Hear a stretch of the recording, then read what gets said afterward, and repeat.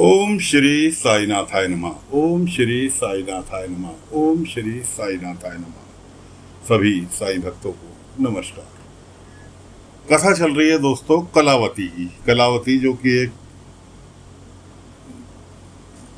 नर्तकी है, नाचने वाली है, जो कि पब्लिक शो करती है, शिरडी में आ चुकी है, उसके प्रोग्राम चल रहे हैं। अब समस्या ये है, जो उसका दलाल है, ब्रोकर कह लो, दलाल कह लो, जो उसके लिए शो वगैरह बुक करता है, उससे वो परेशान है। उसके एक बेटी है और बेटी को वो बेटा बना के रखती है, लड़का बना के रखती है। क्यों? नाचने वाले को गलत निगाहों से देखा जाता है, इसलिए। अब बेटी भी चाहती है 12-13 साल की बेटी, लेकिन वो चाहती है सब बच्चों के साथ घूमे फिरे, और वो उसको बंद रखती है।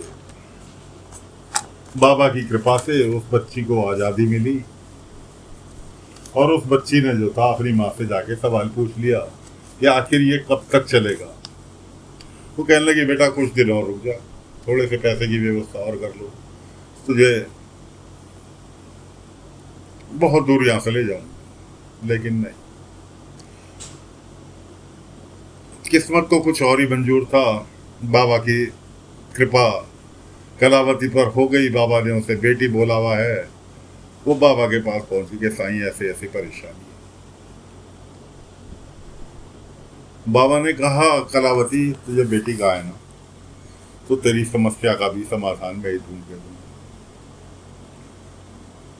बाबा ने कहा कि अपने बेटी को, कि मुझसे कुछ छुपा हुआ नहीं है, अपनी बेटी को आज़ादी दी, उसे बेटी की तरह ही डील कर, ना कि उसे बेटे की तरह। और देखिए, बात तो एक ना एक दिन उजागर होनी है।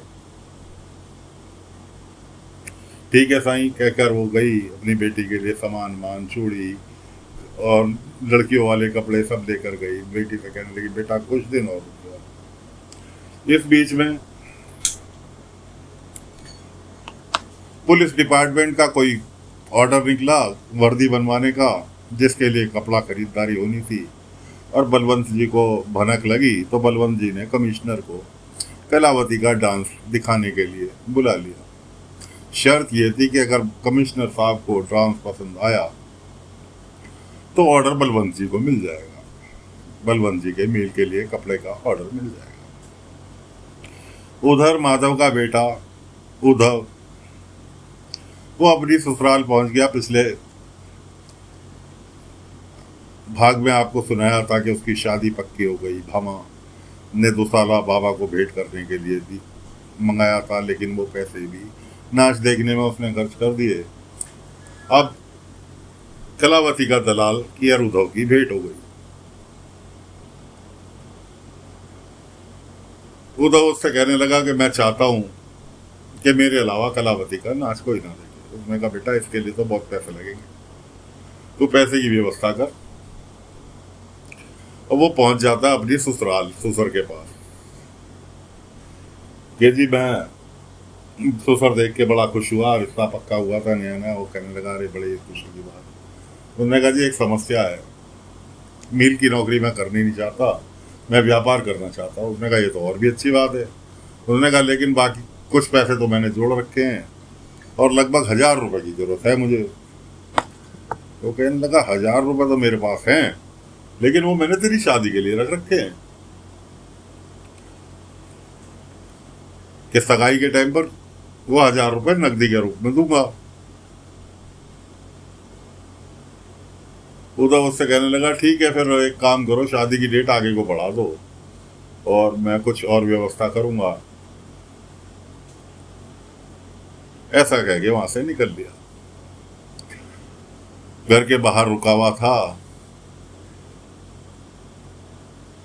कि उसकी बेटी ने, यानी कि उद्धव की होने वाली पत्नी ने अपने बाप को समझाया, अरे आज भी देना, कल भी देना, शादी की डेट लेट करेंगे फिर दिक्कत होगी, फिर 4 जने तू करेंगे, 2 लाख के पैसे दे दो, जाने तो इनके ही है, कोई बात नहीं, बाप बाहर गया, बाहर देखा खड़े हुए, बुला के लिया, ले बेटा मैं तो आज भी तुम्हें देने थे, 1,000 रुपये तुम्हारे ही के लिए रखे थे। 1,000 रुपये उस टाइम वो बहुत बड़ी रकम हुआ करती थी उस जमाने में। अब उद्धव बाबू ने क्या काम करा, सीधे सीधे सुनार के गए, वहां से एक कीमती सा हार खरीदा सोने का,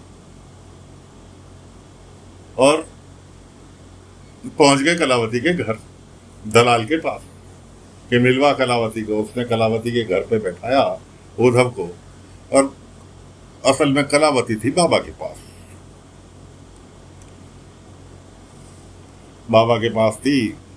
तो दलाल जो था बाबा के वहीं पहुंच गया द्वारका माई में, कलावती यहाँ क्या कर रही है तेरे, कि कोई मेहमान तेरे घर पे इंतजार कर रहा है। कलावती ने कहा मैं कहीं नहीं जा रही। दलाल ने उसका हाथ पकड़ लिया, उसने कहा हाथ छोड़ो, नहीं छोड़ा। बाबा ने निगाह उठा के देखी और उसके हाथ पे लकवा मार गया, ये मेरे हाथ को क्या हुआ, क्या हुआ, क्या हुआ। बाबा ने कहा जाओ कलावती, जाओ बेटी, देखो कौन आया है, और अपनी हिम्मत से और सच्चाई के साथ सामना करना। खैर जी वो घर पहुंची, घर पे जाके देखा तो उद्धव बैठे थे। मैं कहा हाँ बोलो क्या चाहते हो। मैं चाहता हूं तुम मेरे लिए नृत्य करो। उसने कहा मैं तुमसे प्यार करता हूं। उसने उठाई झाड़ू कि आज तो आ गया, आज के बाद इधर आ मत जियो, वरना तेरी इस झाड़ू से ही तेरा भूत उतार दूंगी सारे। अपनी उम्र तो देख, मेरी उम्र देख, अपनी उम्र देख। खैर जी ऐसा कह के उन्होंने घर से बाहर धक्के देके निकाल दिया। बाहर खड़े थे पीलिया बाबू, दलाल, हाथ में हार का डिब्बा। मुझे नहीं, उसने बता दिया कि मुझे नीचे तेरा हार वार, और निकल ले यहाँ से मिनट से पहले। बाहर खड़े थे दलाल। दलाल ने जो था हार का डिब्बा हाथ पे छीना, ये लाभ ये मैं दे दूंगा। मैंने कहा नहीं। दोनों में सीना झपटी हुई, दलाल ने हार का हार छीना और 2-4 हाथ लगाए कि भाग जाए यहाँ से। अब उद्धव बाबू जो थे उनके पास कुछ नहीं बचा, ससुराल वालों को भी बेवकूफ़ बना के 1,000 रुपये टकलाए।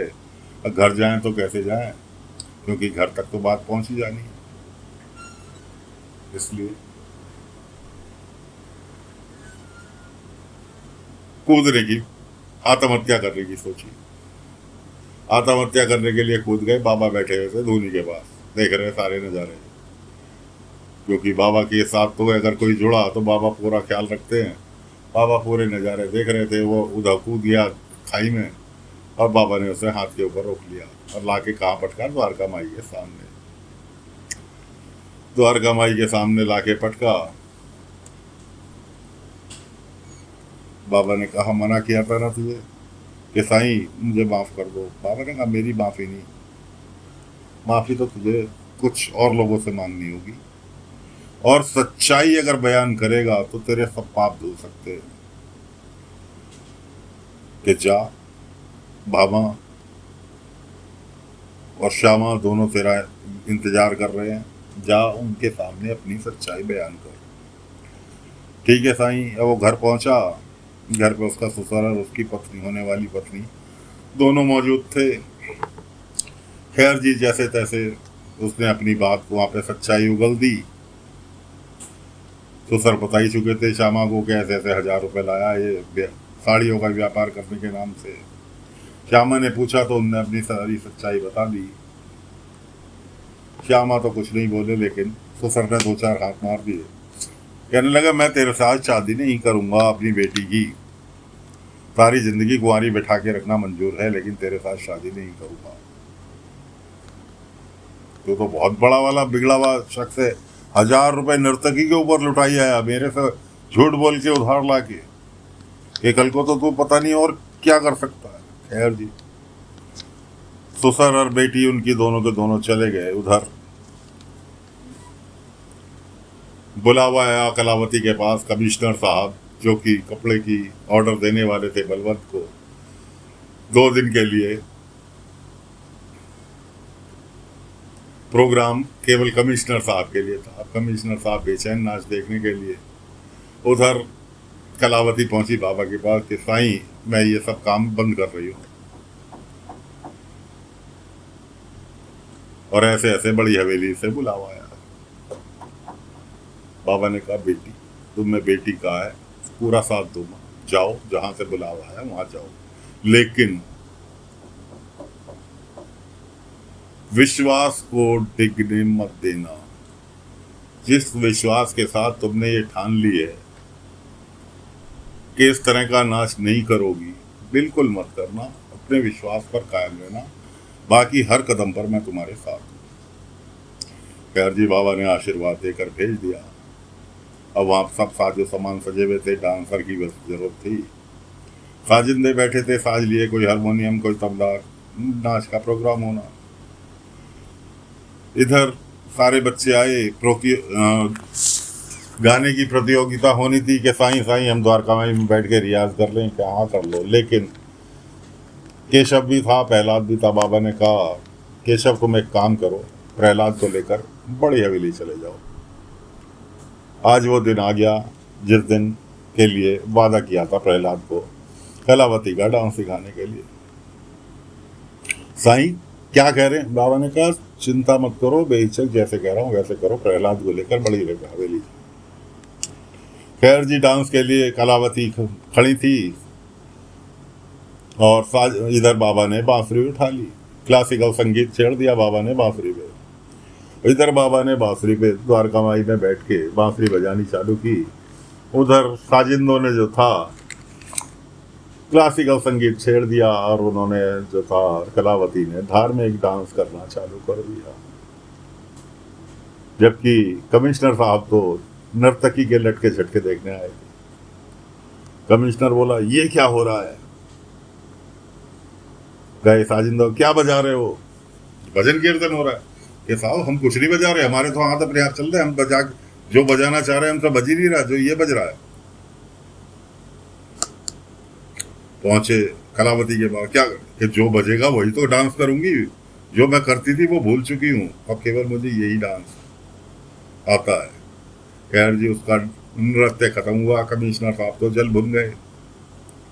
अब ऑर्डर देंगे या नहीं देंगे ये तो अगले अंक में पता चलेगा, लेकिन फिलहाल प्रहलाद और केशव ने जम के ताली बजाई, मजा आ गया नृत्य देखकर।